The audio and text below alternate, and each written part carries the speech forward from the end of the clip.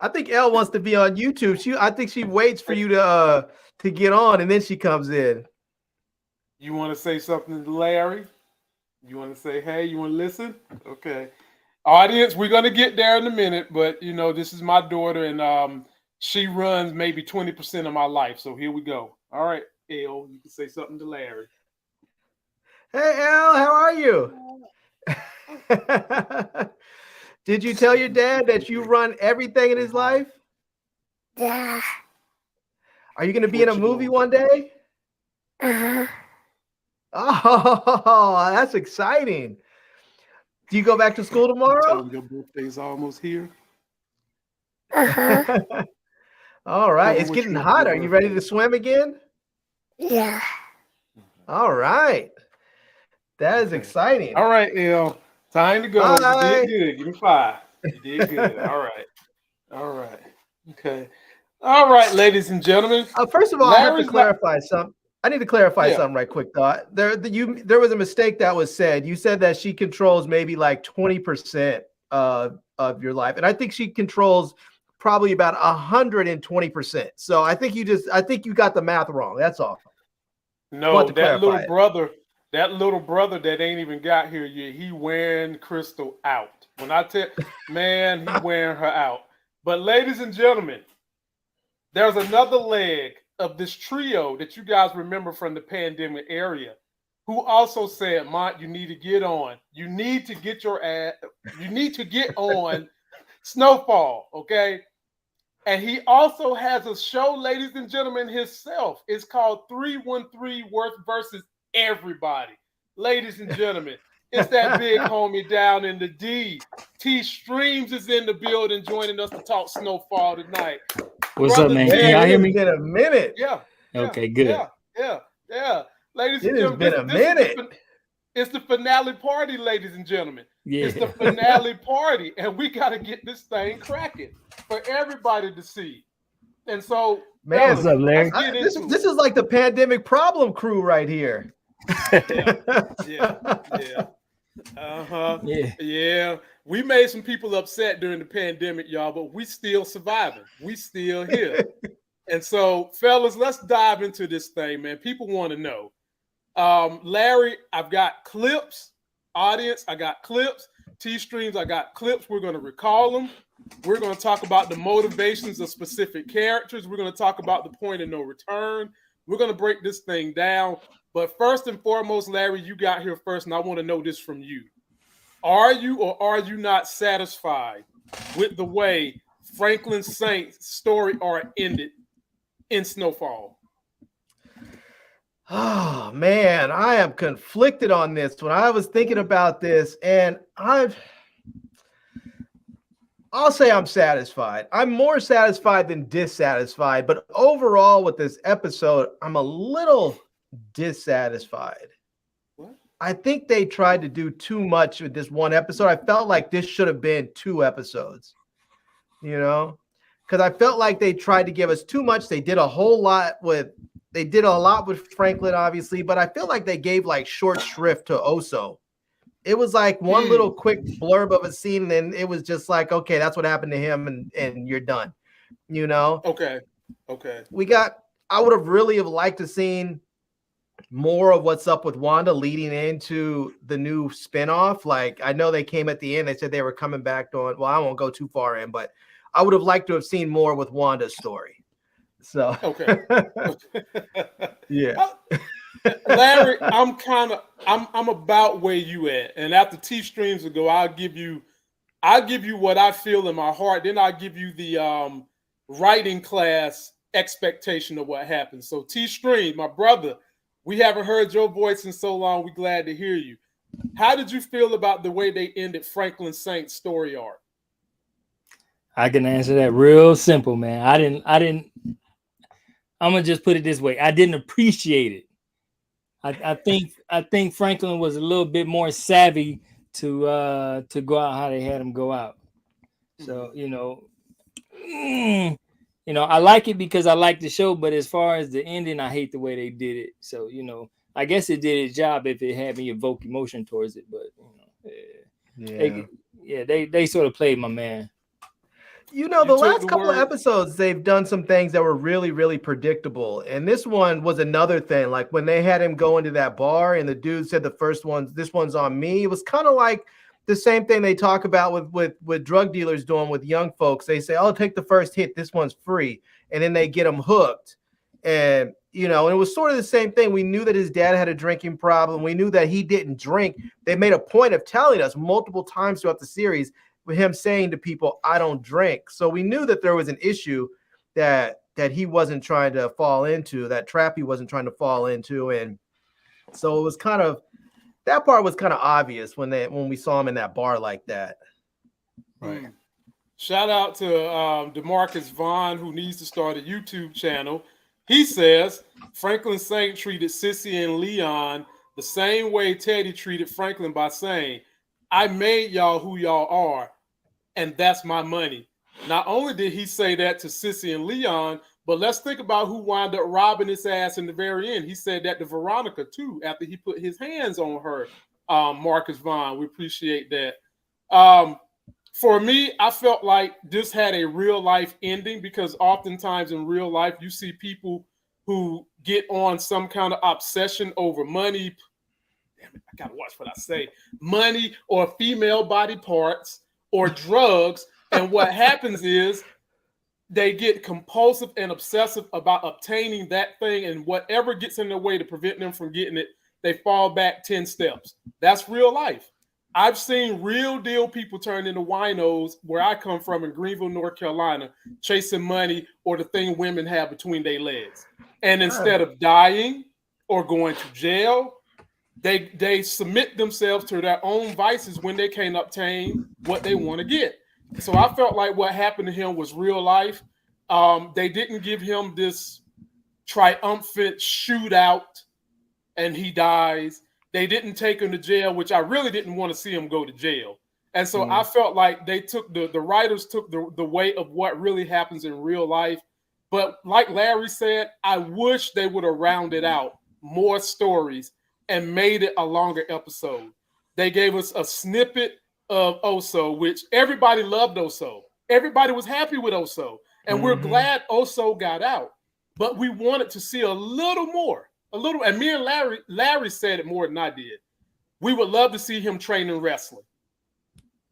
They gave you what you wanted, Larry, but they didn't give us the gratification of seeing Oso with his girl. And we're gonna talk about that because talk about a phone voice.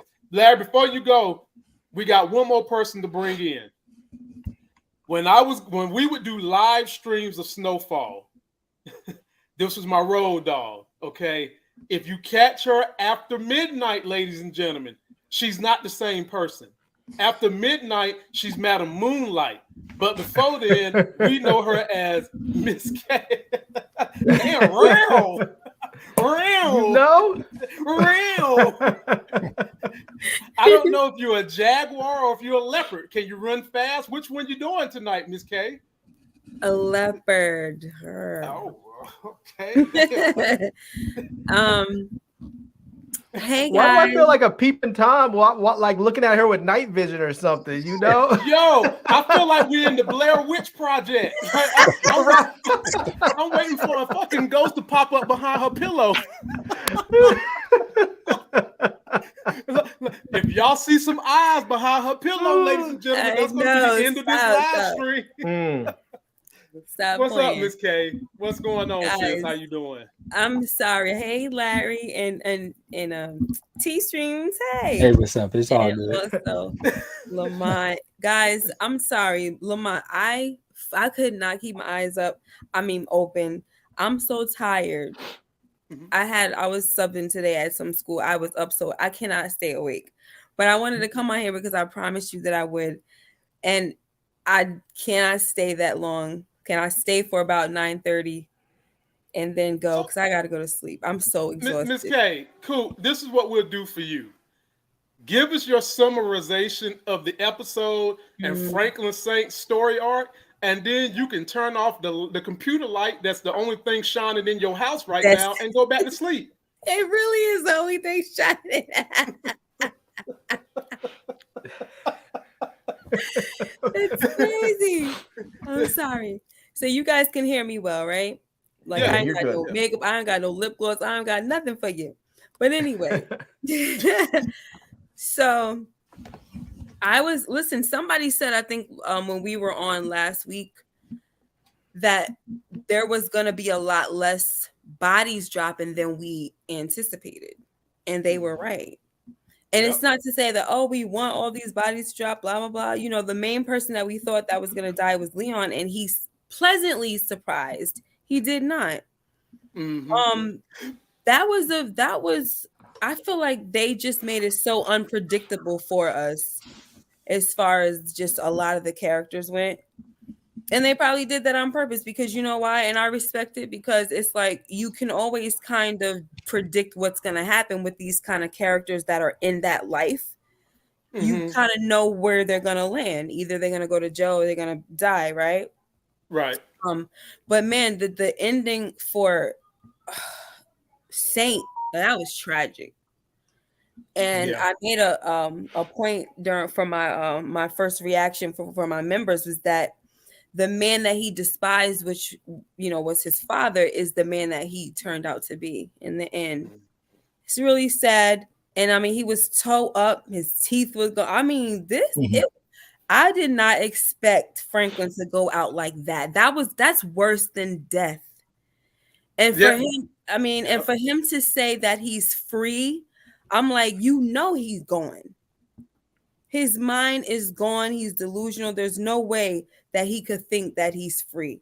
You know what I'm saying? And that last he was though. No, look at him. He couldn't even Ms. go in the back house. Look what he was doing. Miss K, a lot of homeless people feel like they are free. And he 2 steps away from homeless.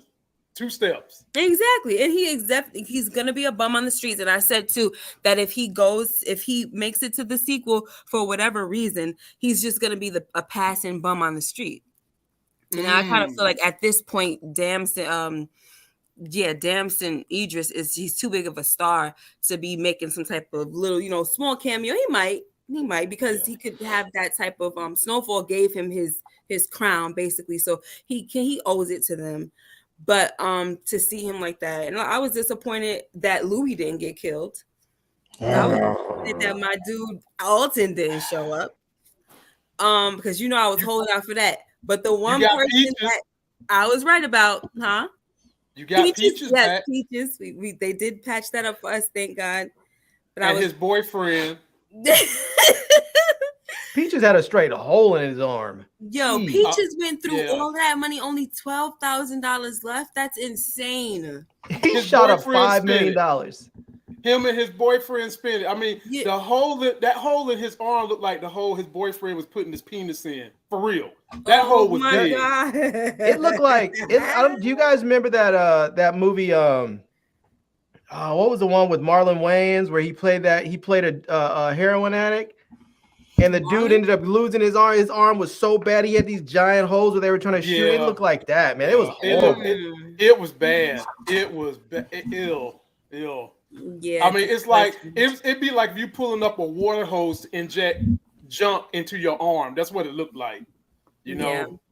Wow. He flipped out on his mom. Right. And I'm like, yo, this guy is really acting like a crackhead over this money. His main addiction was the money.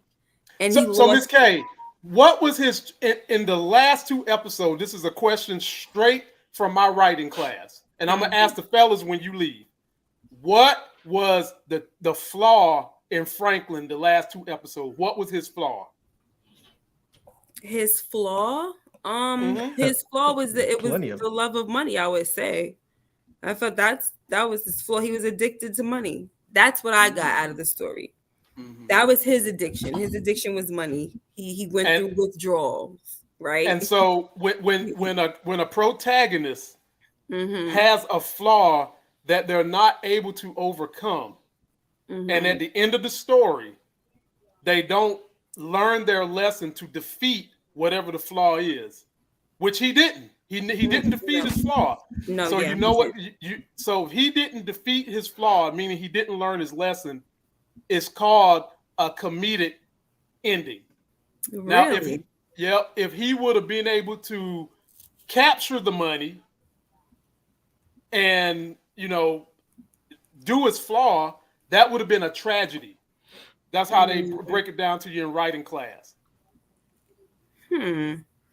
Okay, wait. If he would have been able to get the money. Yep. And what? If he would have got the money, he wouldn't have learned his lesson. Right, of course not. Because look, and he didn't learn his lesson anyway.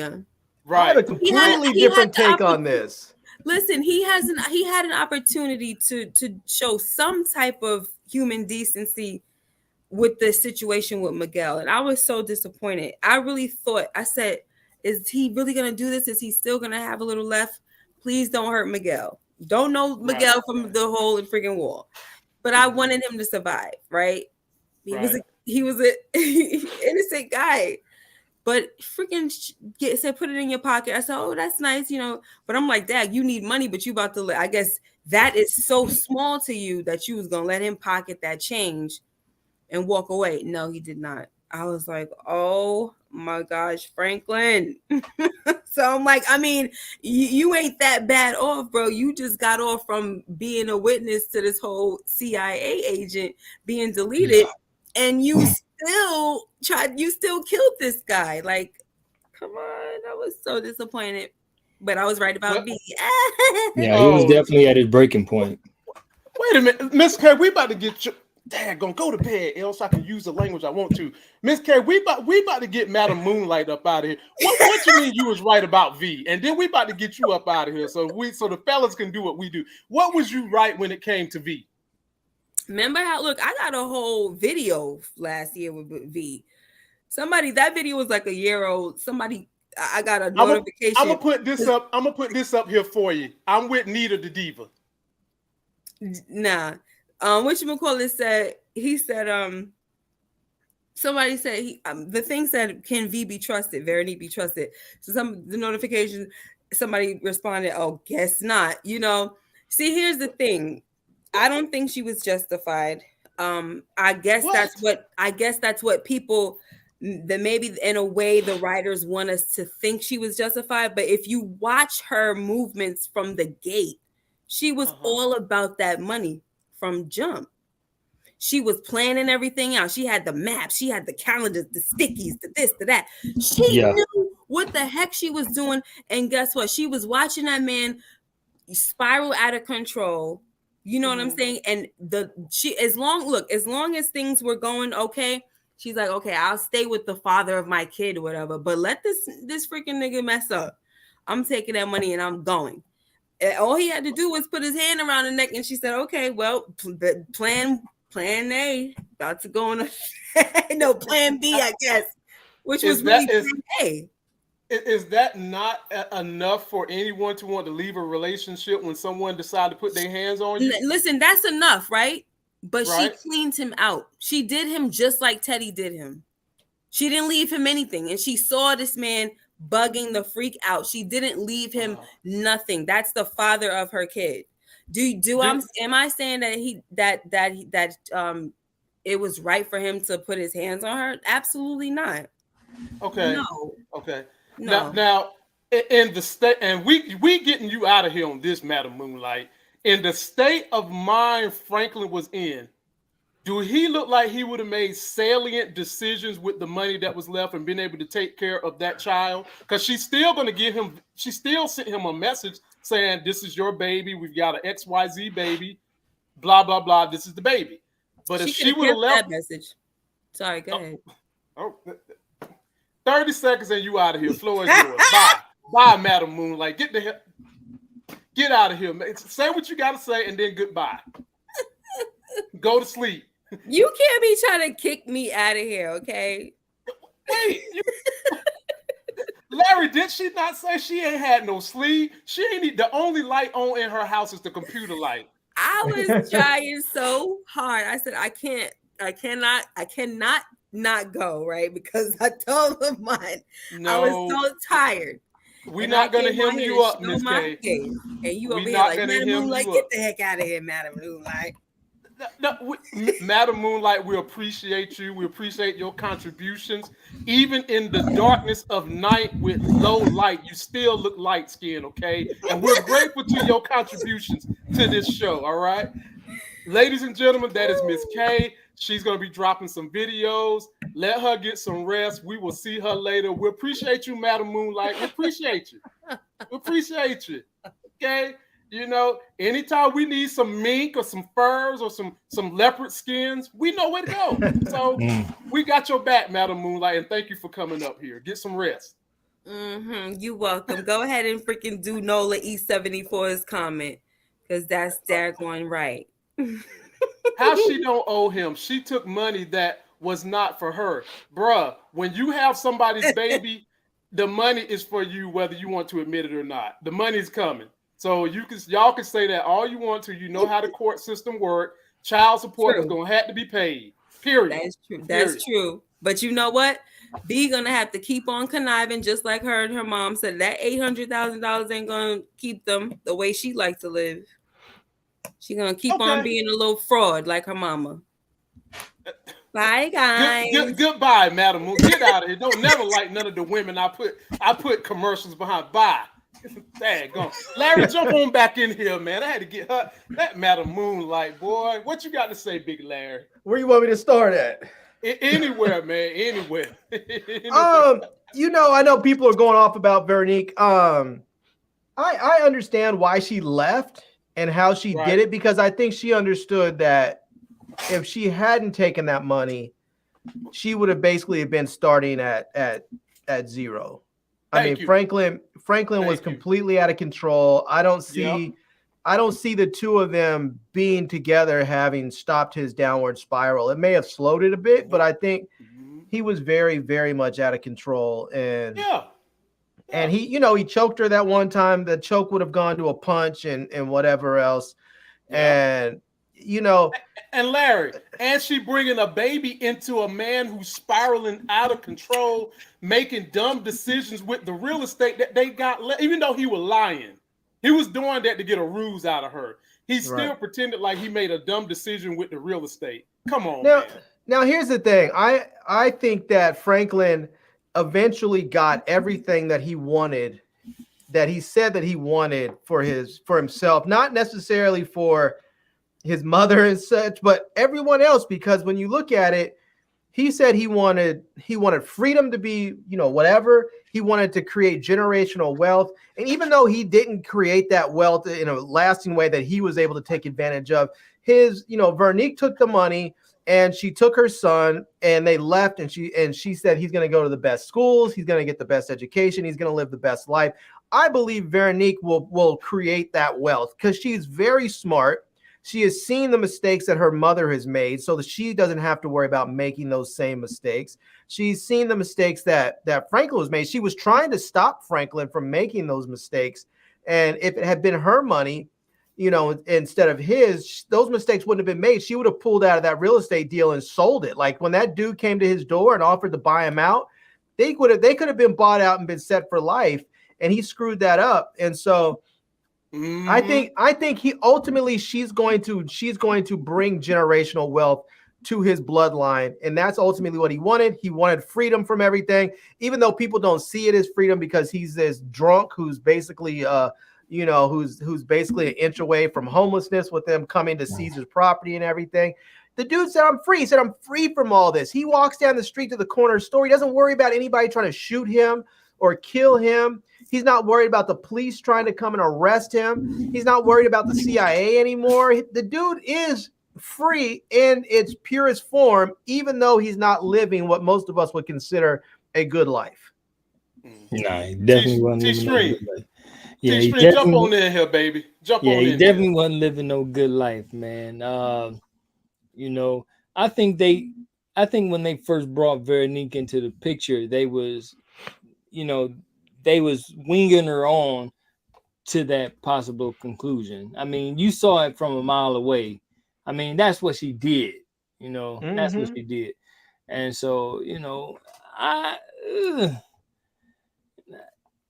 I mean, my man Franklin, he was at his breaking point. I mean, everybody has a breaking point. What was he at? 70 million, I guess. You know, so it's like, you know, how much can one take, and then once you actually reach that point of no return, I mean, good grief. I mean, it's hard to bounce back. It's hard to bounce back from that.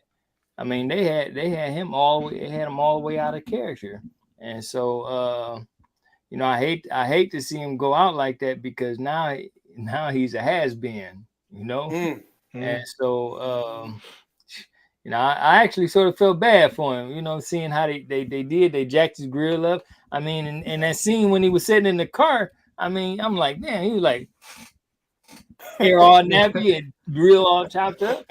I was like, nah, they didn't have to do him like that. Now, I mean, usually, I mean, if you're in the game at that level, I'm sure you have some type of plan B. And you know, He didn't have it. It was just a sad story for me. You know,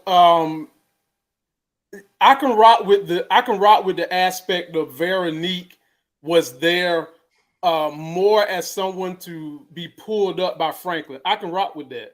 But she also contributed. She set up the downtown deal. Her and Sissy did that. The other real estate, her and Sissy did that. So it's not like she didn't contribute something to the empire. And she stood by this man when the mama said leave. She stood by him. And y'all can say it was for a payday or not, but she knew what was left and the danger that was going to happen when the mama said, let's leave and go. And she stood by this dude. And she continued to stand by him as she watched him spiral out of control. I will never forget the scene when Louis was punching the hell out of Franklin. And Veronique was looking at him like, dude, who are you now? Where are you going? Like, what? This is what we do. And she still stood by him to then. And so I think her point of no return was the minute he pretended like he had sold off the other property. When she had set up a deal with the competitor in this episode to take care of downtown and probably have enough money that they could have lived off from that, like Larry said, and kept the other properties. And Franklin was too erratic in his zeal, his zest, his anger to get more money to do what with. What was the plan? Because he kept telling his mama, I need money. Yeah. You know, what was he going to do with this money? You know, we don't know. We don't know. We don't know. So, you know, they could have, I mean, he could have made it through this whole thing if he just was able to say, all right, I got. If that was just it, if he was just able to say, Teddy got me, he took the money, I'm not getting it back. All I can do now is move forward with what I have and rebuild. He could have done it. He could have left the drug game behind him. He could have sold his interest in that downtown deal, and they could have started buying more property, more rentals out there. And they probably within a couple of years would have been back to where they were as far as the money they lost, because they with all the money that they would have been able to pull out of selling that stake and what they already had, they would have had a huge head start. They could have just started investing like crazy and buying up properties. And back then in LA, the properties weren't that expensive. Nobody was trying to live out there. The rents were high, but the property was cheap. You know, now it's a different story. Now people are trying to move back into the city, but you know, boy, I got stories for y'all. I met a doctor when I was in LA, and I'll tell y'all that story when we get Anyway, shout out to the audience, man. Live audience tonight. We almost at 400 people. Please give us a like. Everybody's got a YouTube channel here. T Streams himself has a new reality show called The 313 versus Everybody. It's an 8-episode coming out very soon. We're going to keep you posted. And I got a quick comment I want to read. And then we'll go into some recaps of the scenes. So, So Rich said, the story of Franklin Saint is a cautionary tale. Emphasis on caution. He's not a model one should follow. I agree with that. I get the fan base want to see him win, but we can't forget the type of story is being told. And I agree with her. And on one hand, Larry, you might can agree with this. In most drug dealing stories, they either die or go to jail. And in some cases, Right. you could say that this story was a win for Franklin, because what did Franklin say in the end? For him, he's at peace. That's what he Right. said. So this is a win for him. It might not look like it to us, but to the character, he's free. Right. I will say this, man. I was extraordinary. It's as many of ways as this episode disappointed. One thing that it did not disappoint in was with Leon, because we have always said, anytime a brother says, Yep. I want out the Yep. game, the first thing they do is kill him. And he didn't get killed. And it seemed to me as if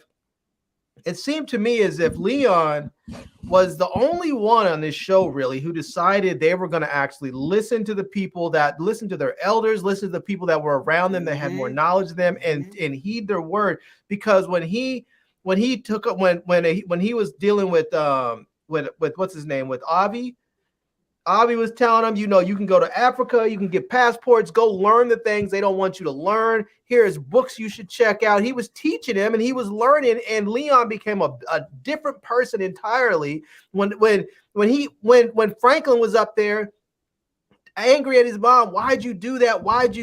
And you couldn't have waited 10 more seconds and everything else, and basically trying to get his mom to sign over the house and everything else. Leon was showing up asking, what can I do for you? What do you need? And what she needed was for him to be safe. She was like, if you want to know what I need you to get on a plane to Africa and go be with your wife. That's what I need, and that's what he did, Yeah, Leon and his girl was actually the winners of the show. But and Oso and his family too, they was winners. Yeah. I really liked Leon. To me, Leon became, at the very end, he became the new protagonist. That baton was passed to him as the new protagonist. And we're going to talk about them in a minute. Ladies and gentlemen, sit back, get your popcorn ready, because we about to do some scene recaps for this finale. And the very first one I got for y'all on deck, fellas. And T-Strings, I'll give you first crack at this one. Let me go to my magical little list of scenes, and here we go, because this right here, somebody in this scene pissed me the hell off, and I wonder, can y'all guess who it was? By life imprisonment without the possibility of parole. You understand these charges? I do. And how do you plead? I plead guilty of killing the CIA officer who helped our government flood these streets with cocaine. That's enough. Then use that money to fund an illegal war. Order! Request for a recess is denied. Mrs. Saint, you will not speak again.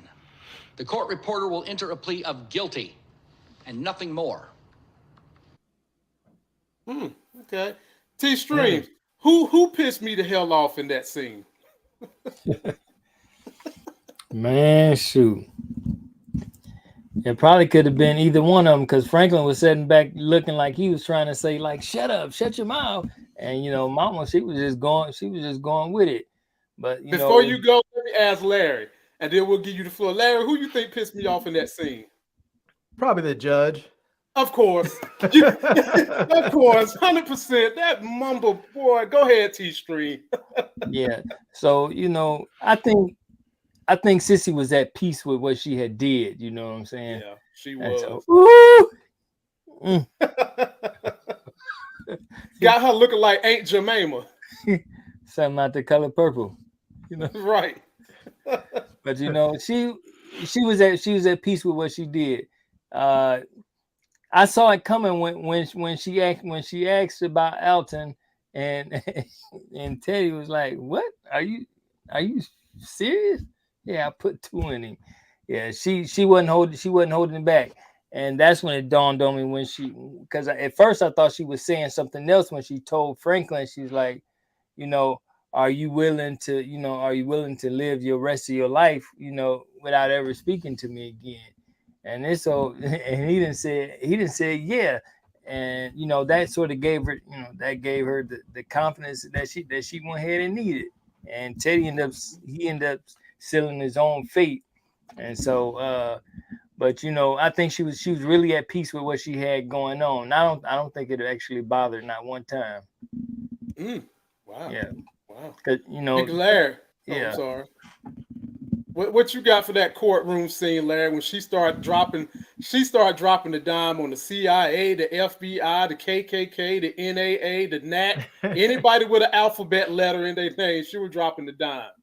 Now, here's the thing, and I know people are probably going to feel differently about this, but I didn't feel bad about the judge basically telling her to shut up, because that's his job, is to keep order in his courtroom, and that is not the time for her to start making speeches. She was entering a plea. That's it. If she wants to say something, the courts give you an opportunity to say something at your sentencing.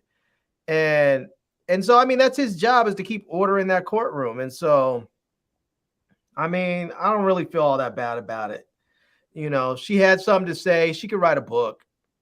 I mean, here's the thing too with Sissy is, I mean, she wants to, and I know everybody wants to sort of, you know, put her up on a pedestal, and she wants to get upset talking about Teddy flooded the streets with cocaine. She enabled her son and Teddy to do this for years and years and years. Her hands are nowhere near clean. She may not have pulled the trigger on anybody except for Teddy, but the blood of all those people, you can go up there and have a shelter and work in a shelter that's helping crackheads and kids of crackheads. But when you're still actively helping your son sell those same drugs in the community, you just, I don't feel anything. I don't feel any sympathy for you when all of it comes crashing down on top of you. Well, here we go. It all done crashed down on her, and her going to jail is basically her decision. She chose to go to jail. Yeah. She didn't have to choose to go to jail, but she chose to go to jail. See, for her, going to jail is the same freedom that her son Franklin is saying he's got right now. That was her decision. That's freedom for her. You know, she made that choice. All right, fellas, that was a good one. I got And more. she knew Franklin wasn't going to be there for her, because when Leon came to visit her, she said, right, because I have a feeling it's going to get real lonely in here, because she knows that Franklin's not going to be there for her. Not at all. Not at all.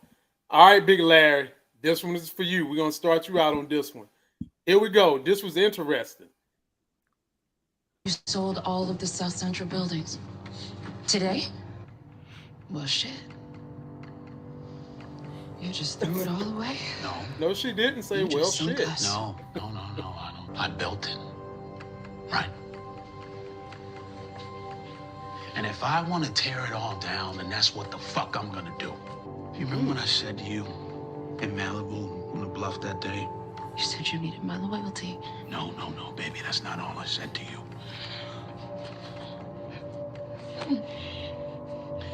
Don't ever go behind my fucking back again, you hear me? Fuck off me.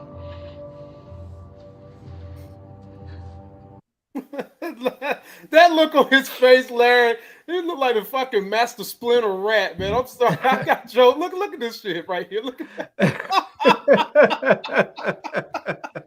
I can't tell which one is which. Minus one of them got fur on their face.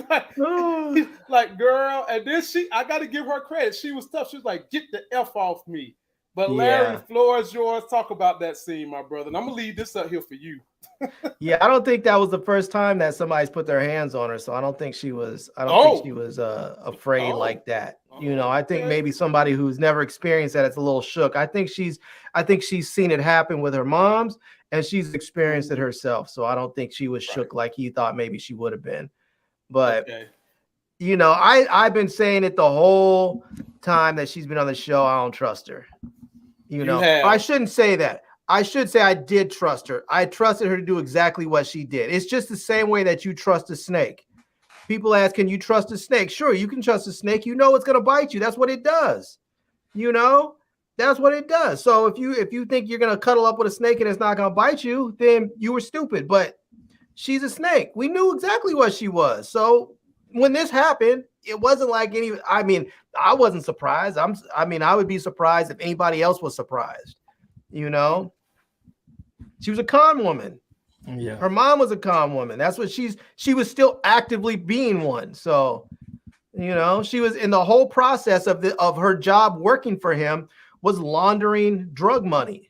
She was a criminal when they met. She's still a criminal today, and he just got taken by another criminal. Teddy took his money first, and now she took the rest.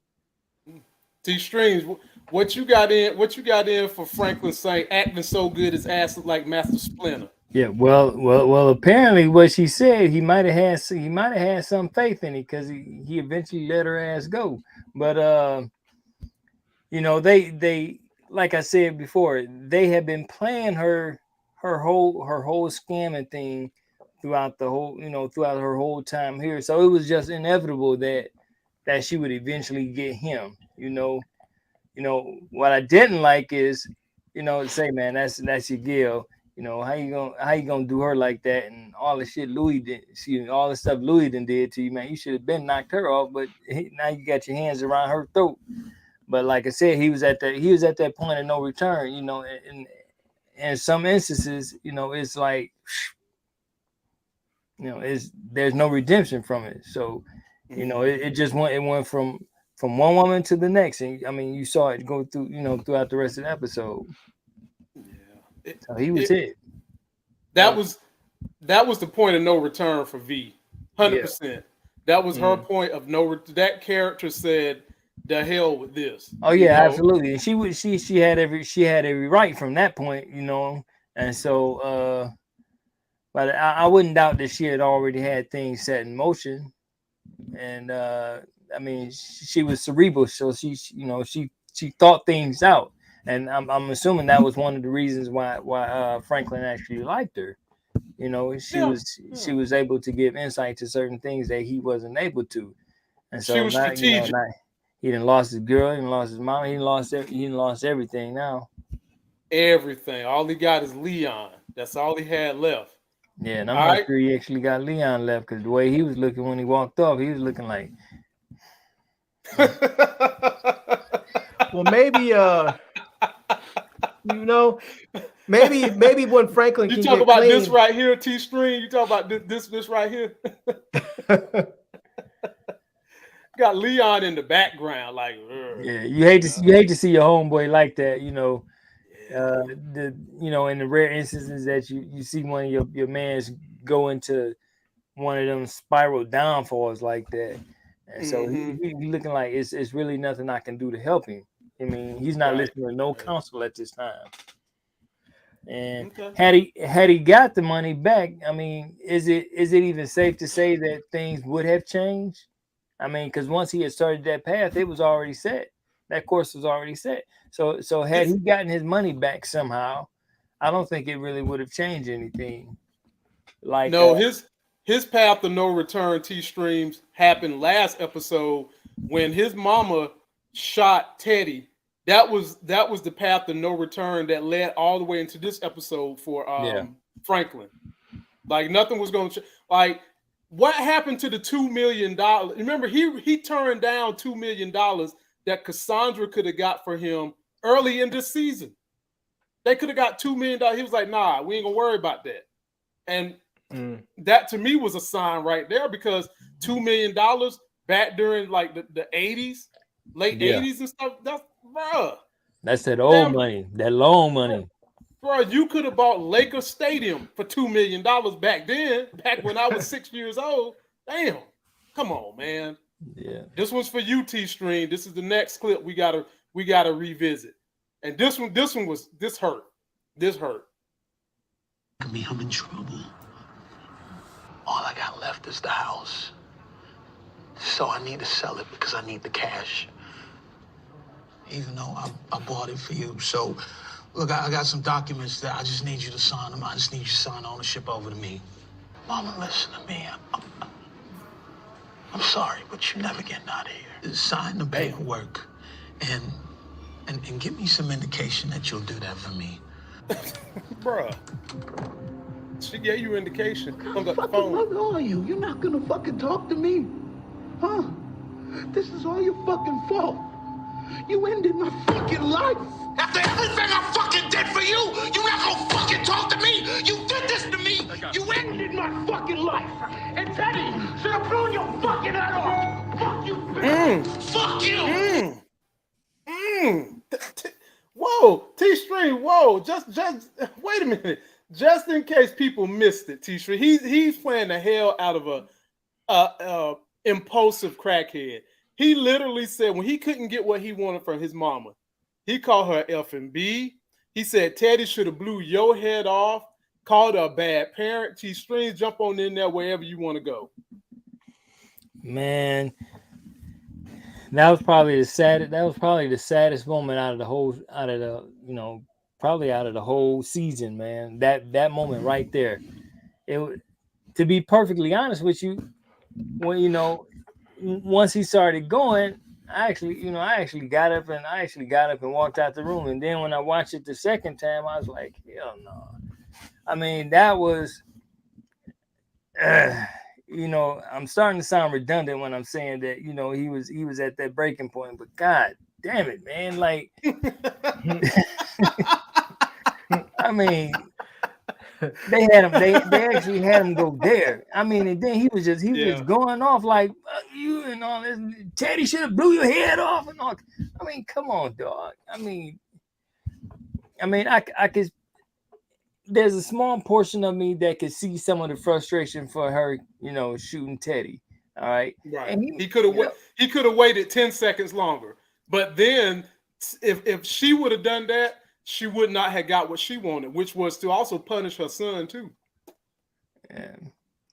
Yeah, that was probably about the saddest moment out of the whole dang on franchise all season. I mean, it was like that right there was really terrible. Wow. What you got, Big Larry? Living legend. I mean, it's consistent with how Franklin's been. He hasn't really cared about anybody except for the money. He hasn't cared for anybody. He cares about the money. I mean, you look at Leon, who's his best friend, and he used Leon the same way. When Leon was broken down, he basically told him, "No, nigga, you're in it. You're mine. You owe me,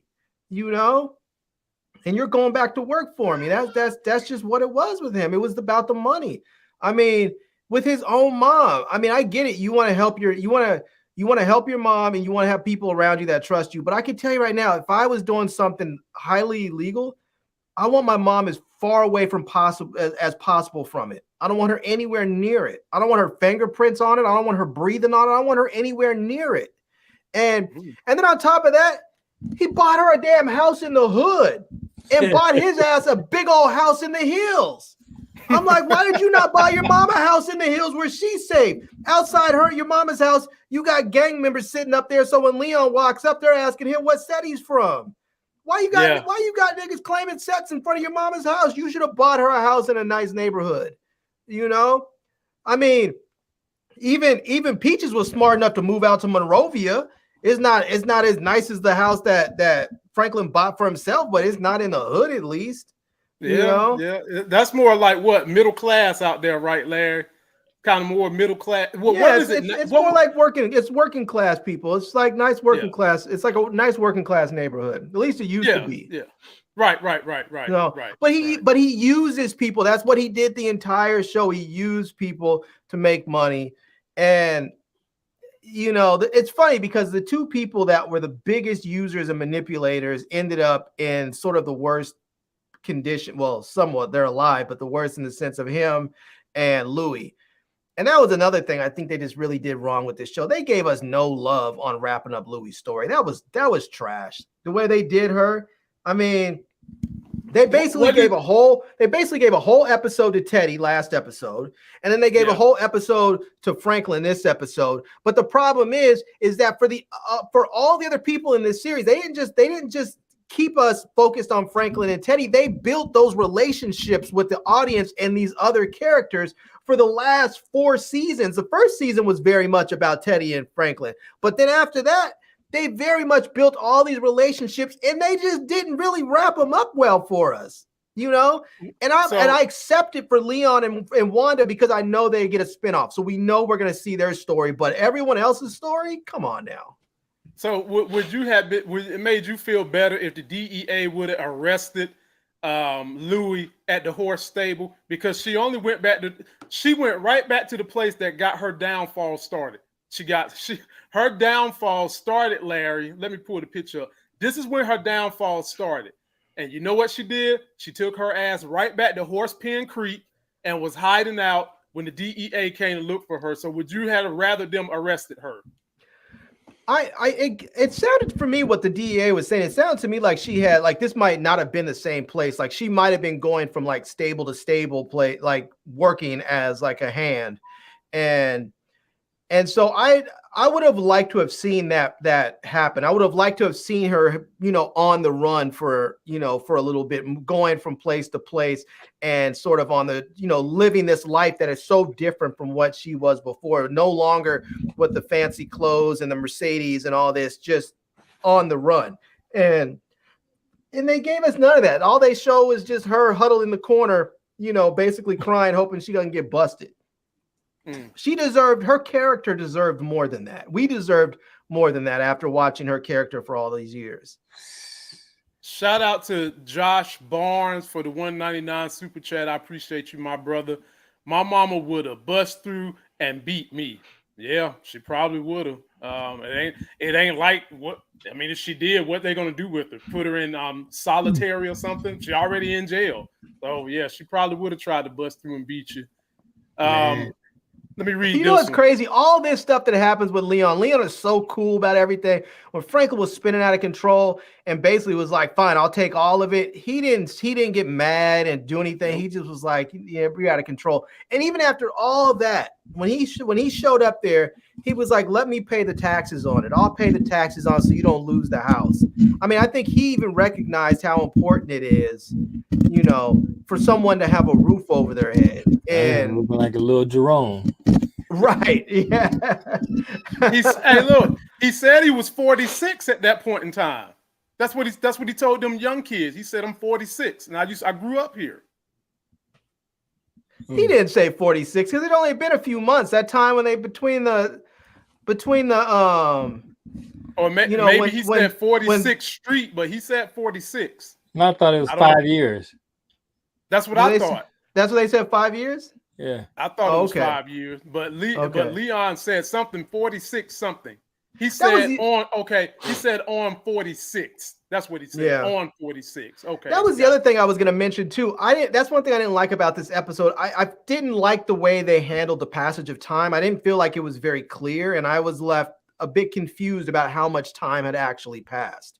And so I thought it was a couple months. T-Stream said it was 5 years. Someone in the comments said it was like 2 years. It would still seem like it was very unclear the amount of time, because I don't think they handled the passage of time very, very carefully there. Yeah, they did put up subtext, Larry. I mean, if you blinked your eye, you missed it, but they did put up subtext. Yeah, but sometimes even when you put up subtext, I feel like you still have to change things enough, to show you that they're in a different era. Like you mean like Leon's hair? that was an indication that he had that things had changed with him. Yes, definitely. And Franklin's teeth and Franklin's hair. Well, that was the thing that was confusing to me. I was like, how did he get so jacked up so quickly? Because I thought it was only a couple of months that had passed. I was like, you're not going to get that messed up from drinking over a couple of months. I was like, now if he was doing meth, maybe, but I was like, over a couple of months of drinking heavily, I was like, he might be dirty and smell bad, but his teeth aren't gonna be that jacked up that quick. That's gonna take time. Depend on what he had in his mouth. He might been chewing on that Bobby Brown. You chew on that Bobby Brown, your teeth get fucked up, your mouth be like this. So. But man, just so I can get this off my chest, man, they should have killed Louis back in season 3. I'm not gonna disagree with you, man. Louis was shade when you're talking about when she went behind his back with Teddy or Alabama when she moved when she and Jerome moved out to, what was it, Alabama or Arkansas? Arkansas. Yeah, they Damn. So wow. Yeah, so they didn't give her, they didn't give her character no closure, like you said, man. And then instead they took Jerome. Jerome was like he was like the balance of that weight there, and they took him out. But I just, I was sitting there biting my nails, like, she about to finally get it. She about to finally get it. Yeah. And then she didn't get it. that's the problem when you do business, I think, with family, is that if family goes behind your back and screws you, normally you would just take them out if it was somebody else. But with family, you're like, I'm not going to take them out because they're family. And then they feel emboldened to do even more. And then you end up with a bigger problem. So, that's one reason why maybe you shouldn't do business with family, because if that was Man Boy who went behind his back, he just would have capped him. Yeah. Mm-hmm. And that's the other problem you have with family sometimes. And Leon figured it out. Sometimes family, you got to cut them off, because if you don't, they're going to drag your ass down with them. And Leon figured that out pretty quick. I'm not about to let you take me down, brother. I done seen what you're doing, and you dragging people down, and I'm not about to let you take me down. Imagine what would have happened to Leon if Leon would have gave him the money he wanted. He would have been. How was it Leon, the only one that had an exit plan? I mean, that's just crazy. I mean, Leon. I mean, you have Louis that's up there hiding in some dirty stable. She didn't even have a go bag with like a $500,000 stashed away for an emergency. Just, I mean. You could $500,000. You could take that and get a new passport and live on a little bungalow in Corsica and chill. You don't need. Well, I mean, that's crazy to think that that the only person who had an exit plan was Leon, and really not even Leon. It was Wanda. Leon left because Sissy told him to get gone. Larry, technically, Veronique had an exit plan for her and Franklin, but Veronique didn't have an exit plan because she was never in it. Her whole plan was the exit plan. There you go. Exactly. It was an exit strategy, one way or the other. It was definitely an exit strategy. I told y'all, people dogged me, and I told you I never trusted her the entire time. Never trusted her. People kept dogging me out. Telling, nah, she's good. She's straight. No, I got a question, man. It's an honest question. It may be far-reaching, but it's a question, man. When Leon went to the prison to go see Sissy, she told him that she loved him. Now, I was watching a lot of the previous episodes, man, and just let me know if my innuendo is off, because I always thought that it was something not specifically spoken, but just hinted at. I mean, she had him between her legs, just sort of braiding his hair, and and all kind of stuff. So I'm just like, was Sissy really his unofficial MILF or something? Like, no, man. She was like a surrogate mother. So that was just that. Yeah. All right, you close to my son, so that's that motherly type love. Yeah, it was kind of like what I want my son to be. I see a lot of this in you. That's kind of what it was for her. And remember too that Leon's mother and his peoples were real jacked up. Remember, his people were really messed up, and so he basically grew up in that house. She basically raised him because his family was really jacked up. Right, and so she took him under her wing. Took him under the wing. Yeah, it was like another child she didn't have. Or something, I don't know. No. And I think when he, in that scene where she was braiding his hair and she was comforting him, I think part of that was she was helping because, he needed help. But I think also she felt a sense of guilt because she realized this was her son who got him mixed up in all this crap. Like he wasn't doing any of that until her son started it and dragged his best friend in with him. And so I think she had some guilt, associated with that. And I think she was trying to help him and mother him and love on him as best she could because of that. Yeah. That's when he caught his first body, T-Streams, where she was braiding his hair and comforting him and trying to help him understand. I think that was after she shot the kid, though. I think that was after he shot the kid, and Scully and them were looking for him. Yeah, wasn't that his first body? No, because he had killed those people in the park. Remember, they shot those kids in the park. Yeah, that's right. They did. You're absolutely right on that one. Here we go, Larry. This one is for you, ladies and gentlemen. Get your popcorn ready. This one is sure to be interesting.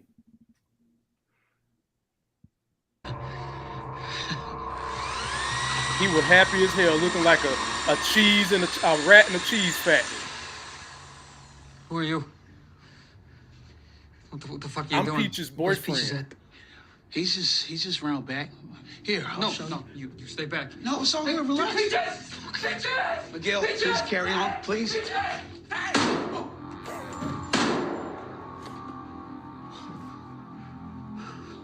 Miguel, you could have got out that window, bro. I don't want to hurt you.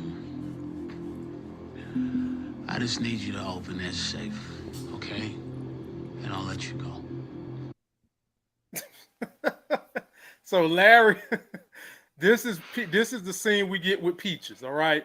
So Franklin's private eye guy done broke up with Franklin too. He's like, dude, I'm out. I couldn't find V, but I did find this for you, and it was Peaches. He gets there. Peaches is all just stab wounds in his arms, penis wounds in his arm, bleeding, sweating, whole nine. He lies to Franklin and says, I got this money in the safe. So Franklin, orchestrates a little something, gets little buddy Miguel, the nutcracker, out here to break the safe. Come to find out, Peach's boyfriend was still somewhere around lurking. That's where we at, Larry. Talk about this scene. Man. Go ahead, man. What is it, Larry? What is it? First of all, I just want to tell everyone, if you're ever in a situation like this, broken legs heal. Don't be afraid to jump out that window. Thank you. Larry, what the fuck was Miguel thinking? Like, dude, I can tell you right now, if get out that window. A dude goes over there and just murks somebody, I'm not waiting for him to come back in the room. No, I'm out the window. I get it. It's a second story. It's high. Your natural instinct is going to be like, nah, I'm not jumping. You need to overcome that and jump out the damn window. Is it second? Is it 2-story? This is like a 1-story house, Larry. This ain't 2 stories. This is no, they went upstairs. It was 2 stories. They went upstairs. I'd have still been out the window. Yeah, I still would have been out the window. Right. I would have been out the window. I don't care how many stories it is. I ain't about to, this dude went and shot somebody like that. He just met him. If you just met this guy, obviously, you just met me. What happens if what you don't want? What happens if I open the safe and what you want ain't in there? Right. Go ahead, Larry. I mean, I felt bad for this dude getting capped because it was such an unnecessary death. I mean, it was so unnecessary. It's one of those things where, Franklin was just spiraling, and this is one of those scenes. I felt like it was just, they took it too far. Like, this dude didn't need to get, like, I understand the crackhead getting killed, but like, it would have been like, I would have much rather if this guy would have been like, I don't know what's going on here, I'm out, and like dropped his tools and ran out the house, and Franklin and the crackhead got into it, and then he killed the crackhead, and then Franklin went ahead and opened the safe on his own. But it was just too much. There was no need to kill this guy for what? They just felt like they needed to give him an extra body during this episode. I mean, the dude's killed enough people. He don't need to kill just some random laborer. I mean, the locksmith dude, for what? We supposed to assume he was going to take that 12,000, Larry, and he was going to probably call the police and tell. That's what we were supposed to assume. Yeah, I understood that, but I don't see how it advanced the narrative. It seemed like a senseless killing to me. Okay, so T-Stream, I'll come to you. I'm going to tell you what I think. I think that was put in there because when he told him he could go and take the money, all the angst you was feeling toward Franklin, for me, in that moment when he was going to let that guy go, when it felt like he was going to let him go, I said to myself, you're right. I said, you know what? I can get back on board with Franklin saying he's going to let this guy go. And then all of a sudden, what happens, T-Streams? I got the video for you, T-Stream. Here we go. Let me give you the video.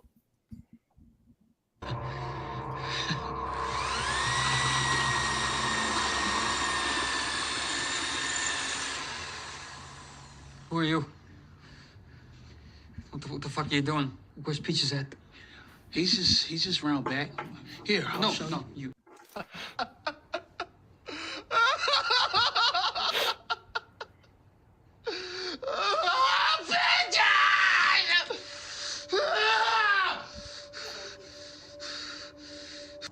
$12,000. I've got 3 kids, man. I swear to God, I won't say shit. All right, if the cops ask, I'll say it was another white boy dope fiend who did all of this shit. Put it in your pocket. What's your name again? Miguel. Yours. Go on, get out of here. Go. Thank you.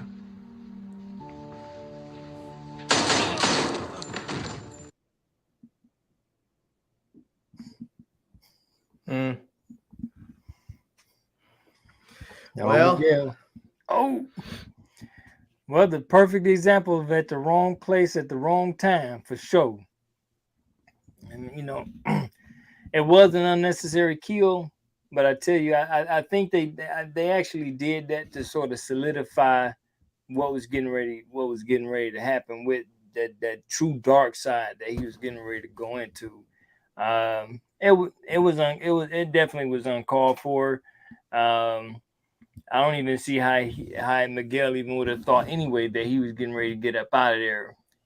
I mean, me neither. If he was thinking right, I mean, I understand, you know, you deal with fear and stuff like that, and sometimes your thoughts get jumbled when you forced to make, you know, life decisions and stuff. But his ass should have been gone. You know? T-string, like Larry said, his leg should have been broke trying to get out that window. Yeah. And then secondly, when Franklin told him he should go, you don't soiree your ass like Yeah, he's you in a run. line. Thank you. Run. Man. Like you run, you hauled. Because first of all, Franklin's sitting on the ground. And he said you can go. Instead of running the hell up, you soireeing and shit like you's a pageant or something. Yeah, I'd been up out that house. I'd been halfway down. I wouldn't even have got my truck. I'd been halfway down the block. Run. I'd have come back for the truck later. Yep. Back to you, T-Strings. That's all you got to say? Yeah, Poe Miguel. We holler at you, bro. This man had 3 kids. That would have been an opportunity for the audience. If Franklin would have let him go, the audience would have been a little bit more sweet on Franklin. But yeah, that was an opportunity to regain some type of compassion for this, right? You know, for this downfall that he having, and then just like that, he snatched the rug from up under your feet, and was like, hell no, he got to go too. You know, this is one of those things when you look at this is when you look at Franklin and his story arc and the way our country is with our racism and bigotry and everything else. It's one of those things where you see how racism has allowed our country to waste some of the best resources and, you know, some of the best human resources that we have. Because Franklin, if the CIA could have just sort of looked and recognized this dude is a force to be reckoned with. We can leave him out there as a drug dealer on the streets running stuff and making what is basically pocket change to the US government. Or we could take him in and train him and make him really a force to be reckoned with for us, you know, and tell him, like, you could bring, before he completely lost his everything and got too deep in, they could have gone and said, look, here's the deal. You come and work for us, or we just kill you. You know, or they could have put it in a sweeter way, but they could have basically recruited him and said, we can find somebody else. We can let Man Boy run drugs. We can let somebody else do the stuff. But this kid is way, way too smart to waste away selling drugs on these streets.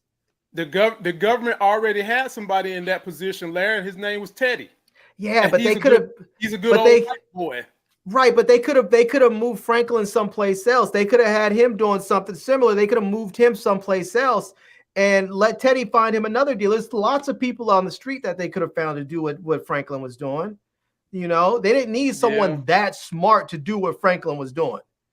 They just need someone that knows how to do the job. Well, like you said, this country has a whole lot of holes in it that need to be sold up under a fake ass capitalistic system that's not fair because we make it not fair. You know, that's the deal right there. Simple as that. All right, we on the last rope and we start with Larry. No, we're not. We got 2 more. But this one go to Larry anyway. And Larry, I know what you're going to say. Take a look. Get this. I wanted you to know that we're okay. We finally settled in North Carolina. I seen them yesterday. It's nice here. And the boys are doing okay. I'm sorry it's taken me so long to reach out. Also looked like he I busted a wasn't nut sure when she if it was a said good that. thing. And my mother said she'd kill me. But I still miss you so much. If you do get this, if you made it, Look at the joy on his face. we all want to see you again.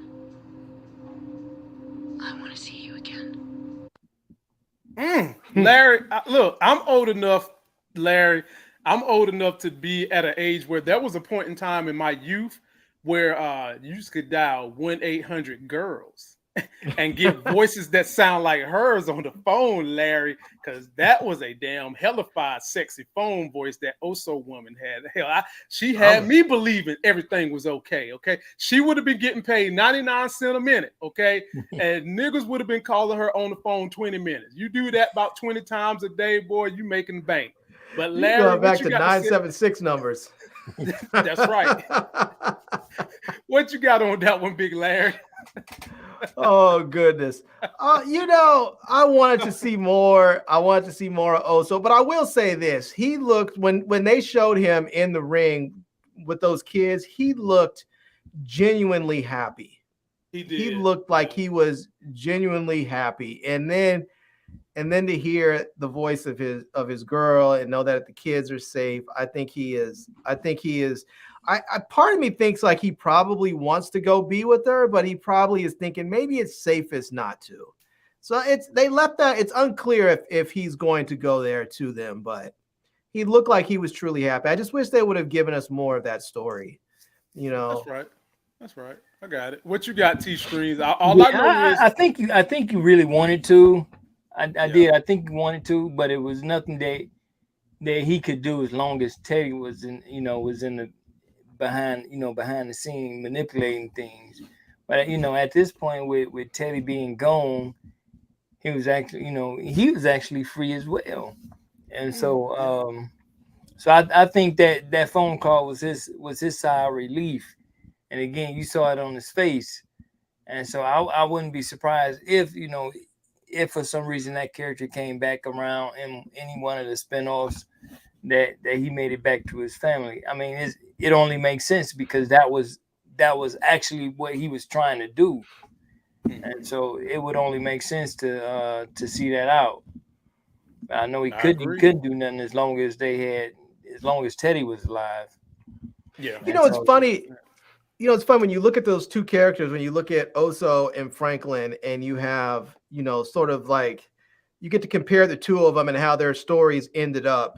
And you have one character that was always talking about family and how he wanted to create generational wealth. There was always this talk about that. And really all it turned out to be was just a bunch of talk, because he was willing to throw all of his family under the bus for the money. He was talking about doing all this stuff for his family, but he was willing to destroy his family for the money. Whereas Oso was actually about his family. He was like, I want you guys to be safe. Even if that means I have to go and do the worst of it, I want you to be safe. And in the end, you can see what happened between them. Their family, Oso's family is safe. And as a consequence, he's happy. He doesn't have all the money that he used to have, but instead what he has is a sense of peace and happiness. He's working with those kids doing, lucha libre like he wanted to. And on the other end, you have Franklin, who's lost everything. He doesn't have any money. His mom is in jail. His uncle's dead. His girl ran away with his baby and his money, and he's living like, like a straight up bum. And, it's because he was full of crap. He wasn't really about family. He was about the money. One could say Franklin was greedy because remember, he borrowed $500,000 from Leon to give to Oso so that Oso could get the hell out of town and save his family and get the passports. So Oso is living off of whatever he kept that he didn't give his baby mama, who I just seen in North Carolina. She better stay out of Alamance County now because the sheriff here do not like Hispanic folks and went to the Supreme Court and won for floundering around Spanish people. So don't just if that was you I seen, leave Alamance County and go to Charlotte, Mecklenburg County, something like that. Get out of here. We don't do that here. And last but definitely not least, this one's for you. We'll start with you, T-Streams. We'll end with the living legend. And then we'll all get out of here and start debating the next show we're going to jump on to. Here we go. Take your fucking house. Why? They took everything else. Stop. You don't understand, yo. I ain't got no fucking chains on me, man. I'm free.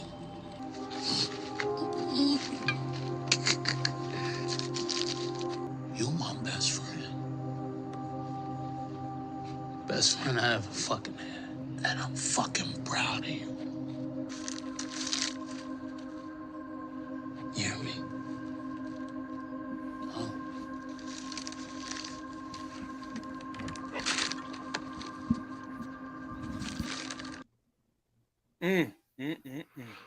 T-Streams, was that not enough for you to take all feelings you have from Franklin, dump them on Leon? Talk to me about the ending scene of the last episode of Snowfall. Well, you see from the looks of it, looked like the roles is definitely not necessarily reversed, but he's put into a position where that Leon had just recently been dealing with his gal a little bit. But though it didn't clarify or say anything about him being on drugs, we do know that he had a bottle. And we see the tear and we see Leon moving like, nigga, you breathing too close to my face. But that was his homeboy. And so, that really hurt him. That really hurt him. That was his homeboy. And I mean, he brought you into the game, and here he is. He can't even go to the store with, asking for $10. And I mean, that's right there is a sad thing to see. And so I wouldn't, it's no telling what's going on through his head. Right now he probably thinking that it's nothing that he could actually do for Franklin. Mm-hmm. But man, where do it go from there? I mean, at any junction of the story. I mean, since he's still out and he's not deceased, or is he in jail? I mean, the door is open for any type of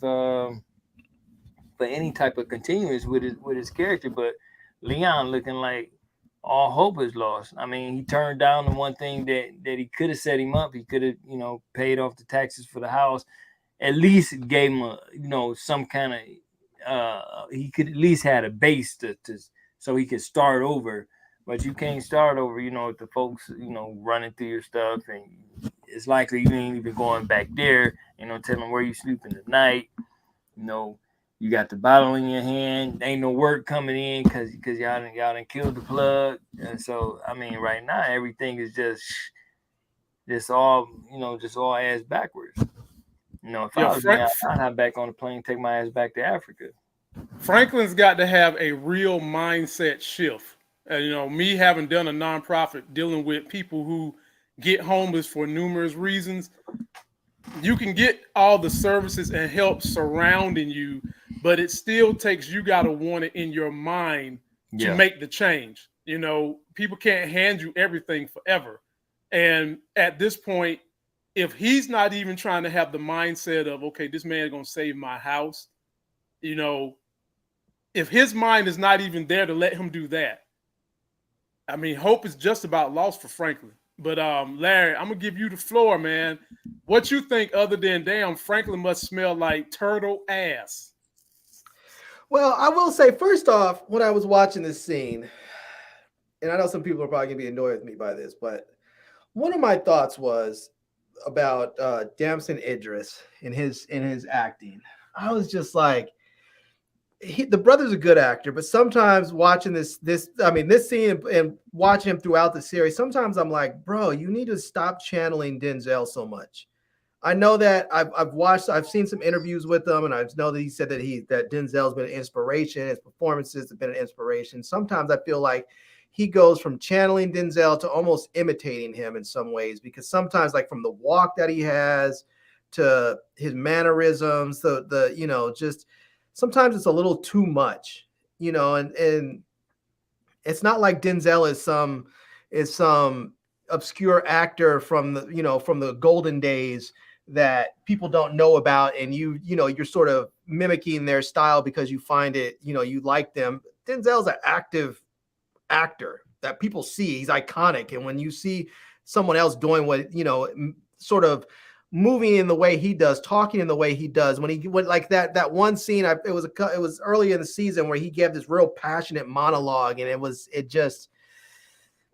like, it just felt like someone said, do it the way Denzel did, or maybe that's what he thought, and it was just too much. But so that was would you rather him channel Channing fucking Tatum? No, Channing Tatum is somehow he's having a great career, so I'm not gonna dog him out. But Larry, I will say this: great career because of the people he know, and folks think he look good. He is a horrible actor. Period. I will say this: if you are going to channel someone, if you're going to imitate someone and channel someone, make it someone great like Denzel. So I mean, as far as picking a great actor, he did that.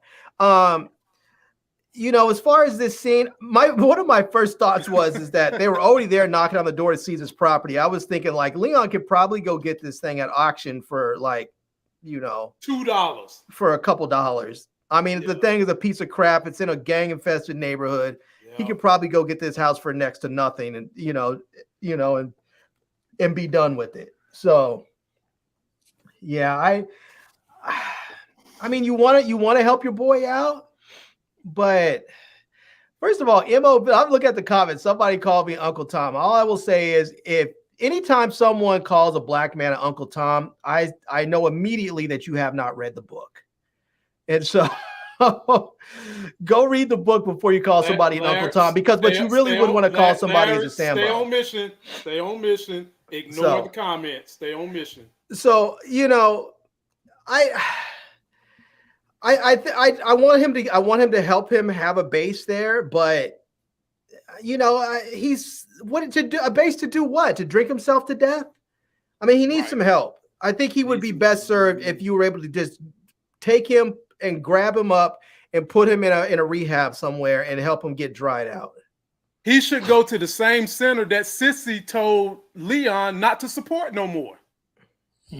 There's that. But she told him to leave it alone. Remember, he was about to give the money to keep the place going, and she told him, "No, go be with your wife." Yeah. Yeah. Wow. So it was a good scene. It was a good scene. It was nice to see those two interact with each other and sort of finalize their relationship, but how did you like the scene? How did you like when they walked past the scene where he was talking about them filming, talking shit to him like, you ain't gonna win no Oscar? That was homage to John Singleton starting the show. How did you like that? Yeah, I did. I liked that. When I saw that, I was like, oh, I wonder if they're supposed to be them filming Boys in the Hood. So right. that was kind of cool. So but it was, overall, I think that it was a decent episode. It was disappointing in some ways, but it was very much pleasing in some other ways. But it's one of those things. Anytime you make a piece of art, not everyone's going to be happy with it. Not everything is going to please everyone, or everything about it's going to please everything about it. But one thing I did love is just the visuals of that scene with that on that street. Like I remember when I first moved back east, when I was in college, and people were like, "Oh, you guys don't even have any hoods in California. You guys have all these palm trees and yards and everything else." Because people didn't recognize people. And I talked to some people who had, from the East Coast who had came to California. They didn't realize they were in bad neighborhoods when they were in bad neighborhoods, because you look at a street like that where people have single standing homes, there's front yards, there's palm trees lining the streets. They think, oh, this is a nice neighborhood, not knowing that they're in the middle of the hood, And it was just, I mean, those, you could see that street, and that you could see a street that looks exactly like that in the worst part of the hood in South Central, or you can see it that lives in a high-end area in like South Pasadena, and the streets will look exactly the same with those palm trees lining the streets, and they're fantastic. I had palm trees in my backyard growing up. It made me feel very nostalgic for California.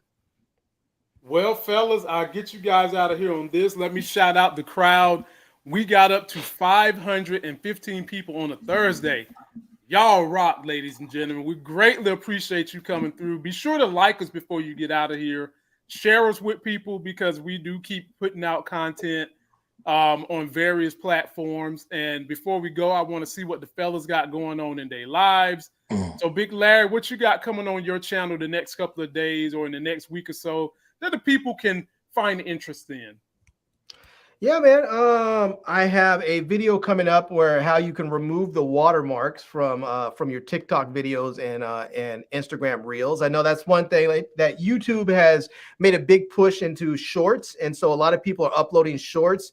However, a lot of people don't know that if you uploaded a video to TikTok or Instagram Reels, if you download the video, there's a watermark on there, and if you upload that video to YouTube, YouTube will not monetize a video that has a watermark on there. So like a TikTok or Instagram watermark on there. So there's an app that you can get that will actually allow you to download your videos from those sites or apps, and it will allow you to, when you download it, it will remove the watermark, but will keep all the other overlays on there. So if you have overlays like your like the captions that come on there where you have the titles coming up there, or you have the funny, GIFs or whatever else, the filters and stuff, it'll leave all that stuff in place and just remove the watermark. So you can then re-upload to YouTube. So I have that video and then more reviews. Gotcha. And then last but definitely not least, the boss down there, T Streams. Again, ladies and gentlemen, be on the lookout. This brother is about to have the 313, which is the Detroit area code, versus everybody, versus fucking North Carolina, versus California, versus New York. It's versus everybody. Talk to the people about that, T-Stream. Yeah, well, first, let me just let the people know, just in case they're wondering like why I'm sounding funny and stuff like that. Easter Sunday, early Easter Sunday morning, I suffered a stroke, and so I'm still recovering from that, so my balance is still off a little bit, and my voice, if you hear a little slur in my voice is a little bit off, so I'm still recovering. It's only been about a week. Outside of that, I've been spending the last several months busting my ass putting this together here, and so this year is we just wrapped up filming season 1, and so we just wrapped up filming season 1 not even a week ago, and so all of that is on its way, and we're looking for a June release on the Indie Soup Network, which is a new OTT platform similar to like Netflix and Peacock. Except what's the network called? The Indie Soup Network, Indie Soup Media Network. Yeah. So we're actually one of the founding creators with that particular network, and it actually launches in June, early June. And so we'll get started there sometime in June. I took a different approach to the whole reality TV thing. So you're not necessarily going to see us doing a whole lot of fussing and fighting and throwing champagne in people's faces and stuff like that, because I don't even get down like that.